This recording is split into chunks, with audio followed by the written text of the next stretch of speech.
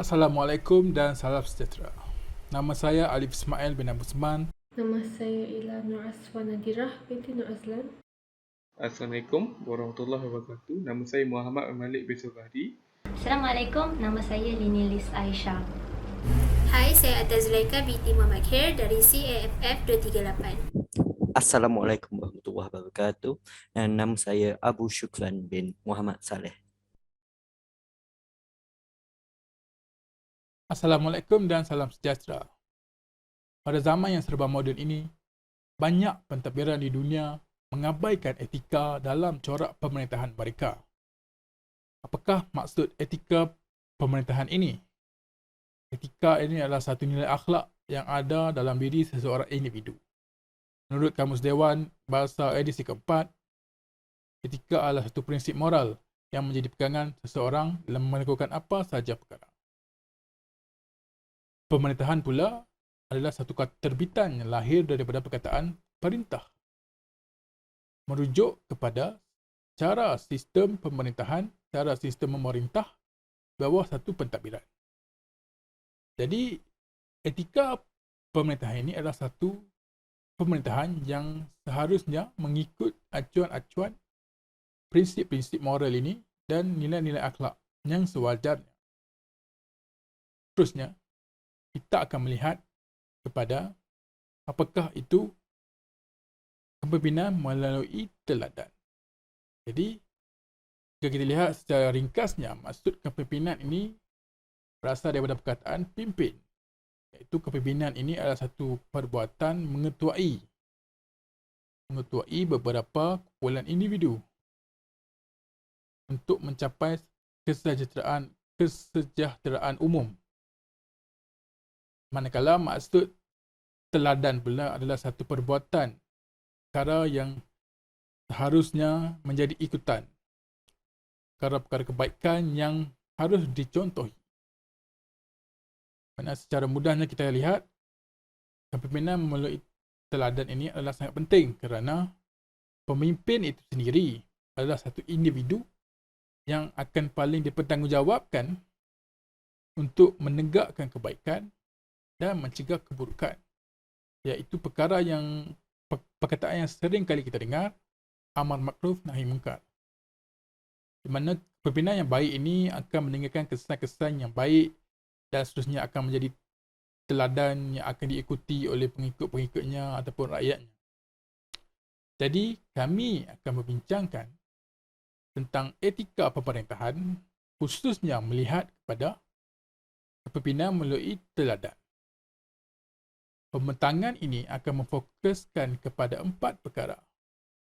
4 perkara ini adalah kita akan melihat ciri-ciri kepimpinan berteladan, khususnya akan melihat strategi kepimpinan melalui teladan ini, dan akan menyelusuri kehidupan seorang pemimpin terhebat yang bukan sahaja di dunia, malah di seluruh alam.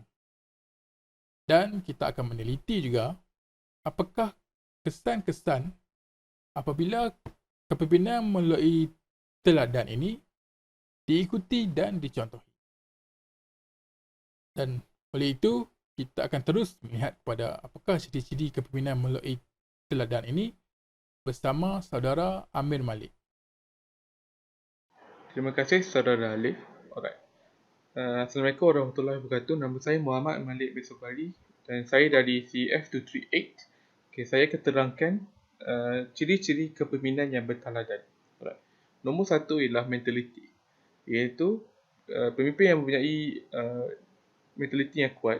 Mereka mempunyai kebijaksanaan membuat tindakan dengan menilai antara yang baik dan buruk berdasarkan pengalaman mereka.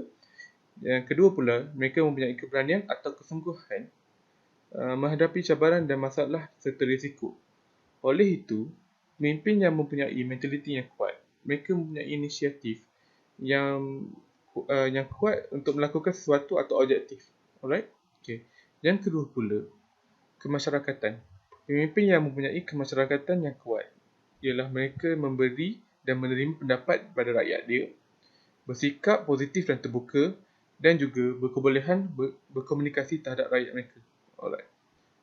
Oleh disebabkan itu, mereka mempunyai daya pergerakan dan semangat yang kuat terhadap terhadap negara dan rakyat mereka. Alright. Okay. Yang ketiga pula, mereka mempunyai morality yang kuat. Alright. Pemimpin yang mempunyai morality yang kuat ialah pemimpin yang mempunyai disiplin diri yang kuat dan bagus. Yang kedua pula ialah kebersihan jiwa. Pemimpin itu hendaklah mempunyai kebersihan jiwa, dan juga yang terakhir ialah berempati, di mana pemimpin itu mempunyai simpati terhadap perasaan rakyat mereka. Alright. Okay. Dengan mempunyai morality yang kuat, pemimpin dapat kebolehan untuk melihat secara objektif terhadap masalah dan tingkah laku masyarakat. Okay. Di situ saja daripada saya. Saya akan serahkan kepada saudara Ritya. Terima kasih. Terima kasih Malik atas perkongsian anda. Saya akan menyambung pembentangan ini dengan menyentuh mengenai strategi pelaksanaan kepimpinan melalui teladan. Pada April 1982, Yang Amat Berhormat Datuk Seri Dr. Mahathir Mohamad telah melancarkan kempen bersih, cekap dan amanah. Objektif kempen ini adalah untuk mewujudkan satu dasar yang boleh dijadikan panduan buat negara. Malahan, kempen ini juga adalah sejajar dan menjadi landasan kepada kempen kepimpinan melalui teladan yang kemudiannya diresmikan juga oleh Yang Amat Berhormat Datuk Seri Dr. Mahathir Mohamad pada Mac 1983. Terdapat beberapa strategi yang digunakan bagi melaksanakan program tersebut. Antaranya ialah mengadakan manual prosedur kerja dan file meja. Hal ini disebabkan oleh ketidakpastian dalam kalangan pejabat awam mengenai tugasan dan kerja mereka. Perkara ini kemudiannya menyebabkan beberapa masalah seperti penundian tugasan dan tanggungjawab. Maka, dengan merujuk kepada manual prosedur kerja dan file meja, pejabat awam dapat memahami dan melakukan tugasan mereka dengan sebaiknya. Yang kedua, membaki aspek perusahaan melalui teknik-teknik baru seperti mesyuarat dan pasukan meningkat untuk kerja. Bagi melahirkan pekerja yang lebih aktif, pembahasan idea adalah sangat digalakkan. Hal ini juga dapat memupuk individu menjadi lebih kreatif dan inovatif, tanpa perlu menunggu sehingga diberi arahan semata-mata sahaja. Seterusnya, perluasan perkhidmatan kaunter atau perkhidmatan pembayaran bil setempat. Fasiliti ini merupakan satu kemudahan yang besar bagi masyarakat kerana dapat menjimatkan masa tanpa perlu pergi ke jabatan-jabatan yang berasingan. Yang keempat, konsep pejabat terbuka. Hal ini adalah untuk menggunakan sepenuhnya ruangan yang ada serta sebagai langkah pemantauan bagi memastikan kerja berjalan dengan lancar. Seterusnya, kad berakal waktu kerja. Selain menetapkan pekerja supaya menepati masa, hal ini juga dapat memupuk sifat tanggungjawab dalam mematuhi jadual dan mengambil tindakan. Kemudian, pemakaian tanda-nama. Yang ketujuh, pecahan harta oleh para anggota kabinet dan pegawai serta kakitan kerajaan. Seterusnya, menegaskan dan membukukan badan pencegah rasuah, khasnya untuk menyiasat tuduhan rasuah. Yang kesembilan, perkhidmatan cemerlang bagi menghargai jasa pegawai-pegawai untuk waktu tambahan. Hal ini adalah untuk menghargai pengetahuan dan pengalaman mereka agar dapat memberikan sumbangan yang lebih banyak dan produktif.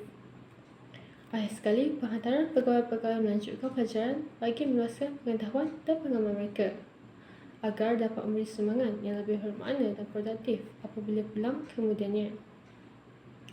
Selain itu, kita juga boleh melihat dan mengambil iktibar daripada strategi yang dilakukan oleh Rasulullah SAW dalam berdakwah dan mentadbir. Tidak dapat dinafikan bahawa sistem perdana baginda adalah antara yang terbaik dan telus.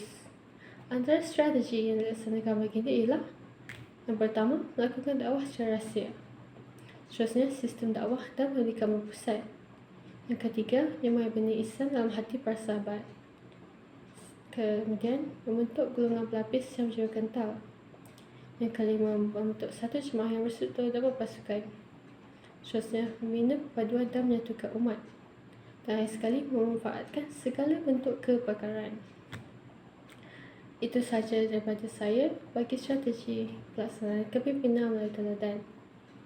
Saya akan serahkan pembentangan ini kepada Atiyah. Okey, terima kasih Asfah. Saya akan sambung untuk poin yang seterusnya.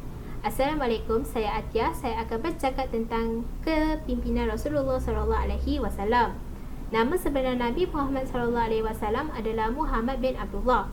Baginda adalah seorang pemimpin di mana baginda menyatukan semenanjung Arab kepada satu tata negara di bawah pemerintahan Islam. Nabi Muhammad SAW ini hanya mempercayai akan keesaan Allah SWT. Baginda lebih memilih untuk hidup dalam keadaan yang sederhana berbanding kehidupan yang mewah. Baginda amat benci akan sikap yang angkuh dan juga bongkar. Baginda mengamalkan ajaran Nabi-Nabi terdahulu seperti ajaran dari Nabi Isa Al-Masih. Baginda juga sering membantu rakyat yang hidup dalam serba kekurangan. Selain itu, baginda sangat menghindari diri daripada perkara yang negatif seperti berjudi, minum arak dan sebagainya. Dengan sifatnya yang baik, Nabi Muhammad SAW ini dikenali juga sebagai As-Sadiq dan Al-Amin. Baginda ini seorang yang bijak membuat perancangan dan menyusun strategi. Sebagai contoh, baginda hampir dibunuh oleh penduduk Mekah. Dia membuat segala taktik dan telah selamat sampai ke Yathrib. Tempat pertama Nabi Muhammad SAW mula berdakwah secara terbuka adalah di Mekah.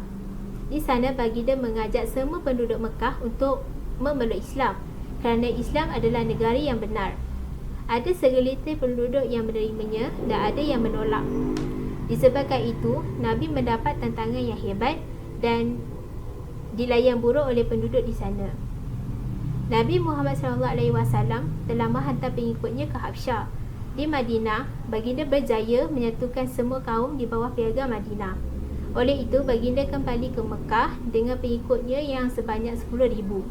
Mereka memusnahkan semua patung berhala di kota Mekah itu.